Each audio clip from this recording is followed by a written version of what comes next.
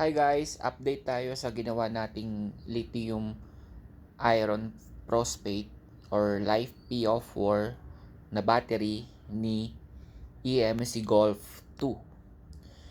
So, ito po yung EMC Golf 2 natin, kulay red.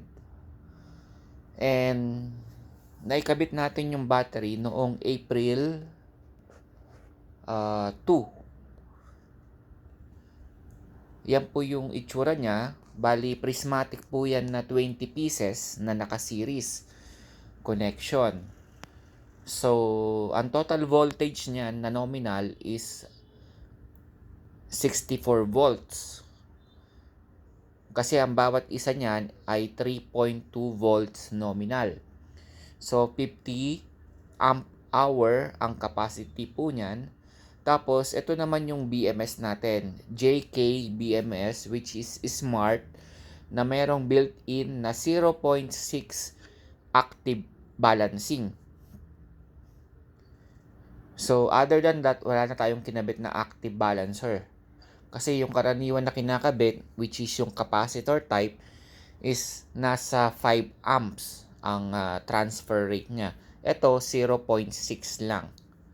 So, karaniwan kasi, pag brand new yung mga cells, hindi kailangan o hindi nagre-require ng malalaking balancing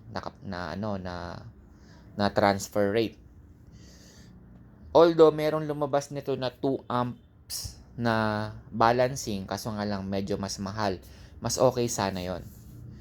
So ang rated ng ating BMS ay up to 100 amperes yung draw ng power. So yung e-bike natin, upon checking, yung controller niya ay nagdo-draw maximum, ang nakasulat dun is 45 amperes. Pero nagpalit kasi ako ng circuit breaker. From 50 ginawa ko siyang 40 amperes. Kasi yung wiring niya from battery papunta ron sa may controller ay 6 mm squared lang. Usually pag ganun ang wire, nasa 40 amps lang yung maximum. Kaya merong mga e-bike na naluluto yung wiring, naluluto yung balat ng wire, pero hindi pa nagtitrip yung circuit breaker. So, ibig sabihin, mataas yung circuit breaker, kaya yung wire ang unang niyang niluluto. Dapat, mas mababa si circuit breaker para siya yung unang magtitrip bago pa sirain niya yung wiring. So, upon replace natin ng circuit breaker na 40 amp galing sa 50 amp, tinest natin siya na nakabitin patras or paahon. Loaded din siya ng tao. Sinubukan natin yung maximum speed. So, hindi nagtitrip yung 40 amperes na circuit breaker. So, ibig sabihin lang, sapat na yung 40 amperes para sa kanya. Kasi kung gagawin natin 50 or ibabalik natin sa 50, malaki yung chances na yung wire ay maluto nga katulad ng mga ibang model. So, yan po yung itsura nung ginawa natin, no? So, kasyang-kasya sa likod. Now, ito naman yung balancer natin. Nag-start tayo mag-charge ng 4:41 ng hapon. Nakalagay dito is remain battery percent is 49%. Pero karaniwan kasi ano lang yan estimated lang yan Sa JKBMS kasi pag meron kang sinet na, kunyari ang sinet mo na 100% full charge is 3.50. So once na hit niya yung over voltage protection na let's say 3.65, saka lang siya titigil mag-charge at sa kanya sasabihin sa'yo na full charge na. So, yung 3.65 na over voltage protection, yun yung nag-declare na enough na yung charging. Na-hit niya na yung over voltage, full charge na, kulay green na yung charger. So, kung merong isang battery na na-reach yun, mag-i-stop charging na siya. So, ito yung status before natin kargahan. Mapapansin nyo na yung cell voltage difference niya is 0.027. And then yung balance current niya ay binuhay ko siya ng 3.3 volts kasi nga magcha-charge na ako para pag may tumaas na voltage during charging, mai-transfer niya na sa ibang battery pa. So, inon natin siya ng 3.3 volts yung balance current. Now, sa next picture, so nag-start tayo ng 4:41, no? Ito ay 7:41, so after 3 hours. Mapapansin nyo rin na yung battery power is nasa 608 or 600 watts ang pumapasok in every hour. Kasi yung amperes natin dito sa upper right na 8.8, usually nag-i-stay yan ng 9. So, consider na natin 9 yan. So, in every hour, merong 600 watts na pumapasok. So, since 3 hours natin siya kinargahan, merong 1,800 watts na pumasok sa battery. Makikita nyo dyan, yung remaining capacity is 49.5, tapos sa remain battery is 99%. Yan ay estimation lang yan, ha. So, hindi ganun ka-reliable yan. Mas reliable is sa voltage ka titingin. Okay? So, since 3 hours, so 1,800 watts yung pumasok sa battery. I-check natin. Ang battery natin ay nominal voltage ay 64 volts. Ita-times natin niya sa capacity ng battery, which is 50 amp hour. So, merong 3,200 watt hour na lalabas. Ima-minus natin dyan yung 20% na depth of discharge. So, merong ang usable energy lang na pwede magamit is 2,560. So, clean na yan. Kumbaga, sa mga naka-lead acid, pag 59 volts kayo nag-charge or 60, from 66 volts or 67, pababa ng 60 volts or 59, yun yung capacity or usable energy na nagamit ninyo. In this case, dahil lithium siya, 2,560 ang usable power na pwede niya magamit. So, since meron tayong napasok na 1,800 watts, i-minus natin. So, before natin siya kargahan, meron pa siyang usable power na 760 watts. Amp hour. 760 amp hour. So, yung 20% na depth of discharge is hindi nakasama dito kasi nakaseparate na yun eh.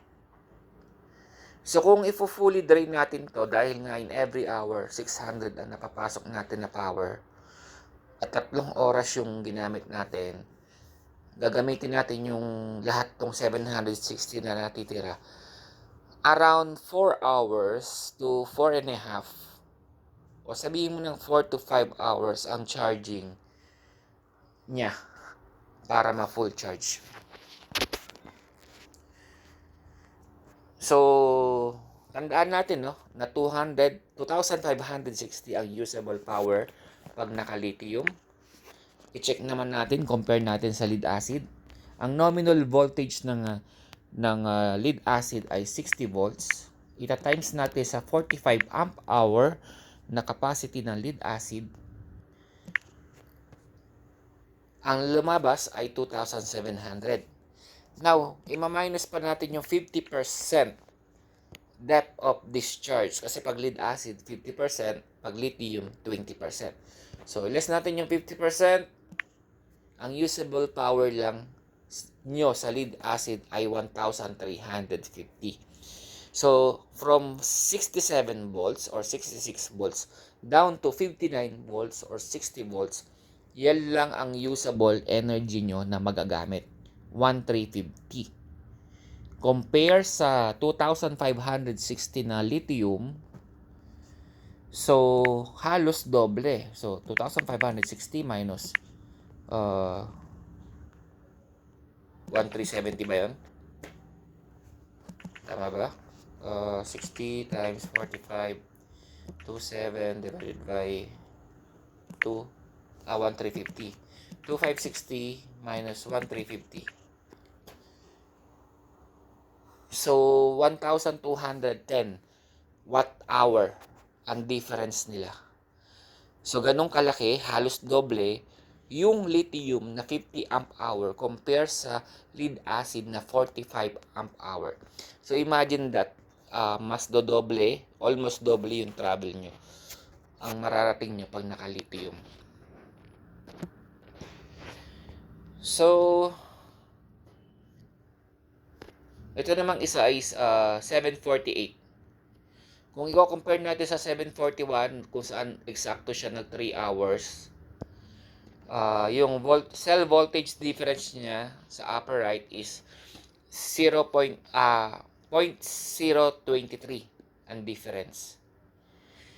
So, after 7 minutes, naging 0.105 na. Etong si cell number 18, tumaas na siya. Actually, ito yung nag-trigger ng overvoltage protection, si number 18. Bakit? Kasi nung binil ko yung battery, hindi ko na kasi binalance to eh. Hindi na ako nag-manual balancing, basta binuo ko na lang siya. Ang bala ko, during yung balancing na ng BMS, yun na yung magko-correct. Kaso nga lang, medyo kinakapos yung 6. So, hinala ko, ito si cell number 18 is fully charged na ito. Kasi, malalaman yung fully charged na yung isang cell pag mabilis na siyang umakyat papunta sa 3.65 na sinet yung overvoltage protection. So, mabilis siya mag-climb. So, consider na yun as full charge na siya. Ngayon, pag nag-cool down yan, lahat ng battery na yan mag-i-stay somewhere 3.34. So, yun ang voltage niya na naka-resting na siya. And then, pag nag-discharge kayo, alam naman natin na yung lithium ay halos flat curve. Pag nag-discharge yan at biglang babaksak na lang yan pag nag 3.1 or 3.0. Compare sa lead acid na yung discharge graph niya ay from top, para siyang naka-recline siya na pababa. Kaya yung napapansin nyo sa mga naka-lead acid, pag malapit na kayo malaubat or mahina na yung battery nyo, yung arangkada nyo, yung andar nyo ay mabagal na rin. Unlike ng lithium, dahil nga flat curve ang discharge rate niya, kung ano yung full charge at kung ano yung malapit na malaubat, parehas na parehas yung arangkada, yung takbo, yung alis. So, ganun. So, yun lang po, no? Na i-share lang natin. At oo nga pala, itong JKBMS pala, pwede nyo siyang, meron tong settings na pwede nyo patayin yung discharge niya. Tulad yun nasa may taas. Diba? May charge on, may discharge, may balance. Yung discharge, pwede nyo patayin yan via Bluetooth. So, kung nasa may parking lot kayo at iniwan nyo naka-discharge off yan, at merong gustong magnakaw ng e-bike ninyo, gustong dalin buo, hindi niya mapapaandar yan. Kahit na galawin niya yung breaker, kahit na i-on off niya yung BMS, kung merong switch, hanggat hindi nata-turn on yung discharge, hindi aandar yan. So, siguro naman yung magnanakaw, hindi niya naman Hindi naman magtsatsagang magtulak yan dahil obvious na mahuhuli yan at hindi masyado makakalayo. So, ayun lang. And then yung battery naman, kung sakaling yun ang nanakawin nila, medyo it will take a while kasi kailangan na lang i-dismantle yung or tanggalin yung mga tornilyo bago nila mabuhat. And kung mapapansin nyo, yung ginawa kong battery walang hawakan. Nasa around 27 kilos pala yan compared dun sa may original na battery ni lead acid na each battery is almost 13 kilos. 1.3. So, parang katumbas lang yan is dalawang battery ng lead acid na battery original ni EMC Golf 2. So, malaki ang ginaang niya. Mahigit kalahati.